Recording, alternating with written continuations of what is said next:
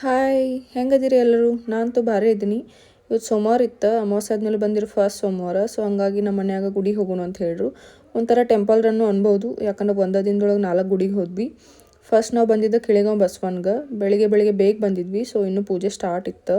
ಇವತ್ತು ಸೋಮವಾರ ಇರೋದ್ರಿಂದ ಬ್ಯಾಳೆ ಪೂಜೆ ಮಾಡತ್ತಿರು. ದರ್ಶನ ಅಂತೂ ಭಾಳ ಚಲೋ ಆಯಿತು. ಸೊ ಇಲ್ಲಿ ದರ್ಶನ ಮುಗಿಸ್ಕೊಂಡು ನಾವು ಹೋಗಿದ್ದ ಶನಿದೇವ್ರ ಗುಡಿಗೆ, ಮದ್ಬಾವಿ ಶನಿದೇವ್ರ ಗುಡಿ. ಸೊ ಇಲ್ಲಿ ಕಾಗೆ ಸ್ಥಾಪನೆ ಮಾಡೋರು ಫಸ್ಟ್. ಅದ್ರ ಮೇಲೆ ನಾವು ಎಳ್ಳೆಣ್ಣೆ ಹಾಕಬೇಕು, ಯಾಕಂದ್ರೆ ಕಾಗೆ ಶನಿದೇವ್ರ ವಾಹನ. ಅದಾದ್ಮೇಲೆ ಕಲ್ಯಾಣಿ ಕಡೆ ಹೋದ್ವಿ. ಕಲ್ಯಾಣಿಗೆ ಹೋಗಿ ಕೈಕಾಲು ಮುಖ ತೊಳ್ಕೊಂಡ್ವಿ. ನೆಕ್ಸ್ಟ್ ಶಿವನ ದರ್ಶನ ಮಾಡ್ಕೊಂಡ್ವಿ. ಶಿವ ಅಂದರೆ ಶನಿದೇವ್ರ ತಂದೆ. ಸೊ ಫಸ್ಟ್ ಶಿವನ ದರ್ಶನ ಮಾಡ್ಕೊಂಡು ಶನಿದೇವ್ರ ಕಡೆ ಹೋಗ್ಬೇಕಾಗ್ತೈತಿ.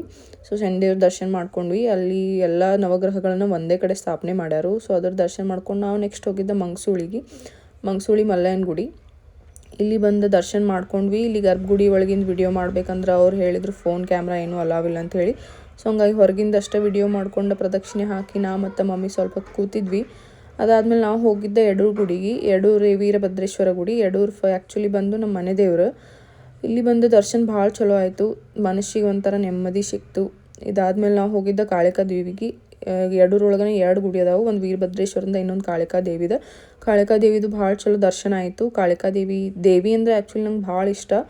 ದೇವಿನ ಭಾಳ ಆರಾಧಿಸ್ತೀನಿ. ಅದಾದ್ಮೇಲೆ ನಾವು ಹೋಗಿದ್ದ ದಾಸೋಗ ಪ್ರಸಾದ ಮಾಡ್ಕೊಂಡ್ವಿ, ಸ್ವಲ್ಪ ಫೋಟೋಸ್ ತೊಗೊಂಡು. ಅಷ್ಟೇ ಇವತ್ತಿಂದು. ಬಾಯ್ ಬಾಯ್.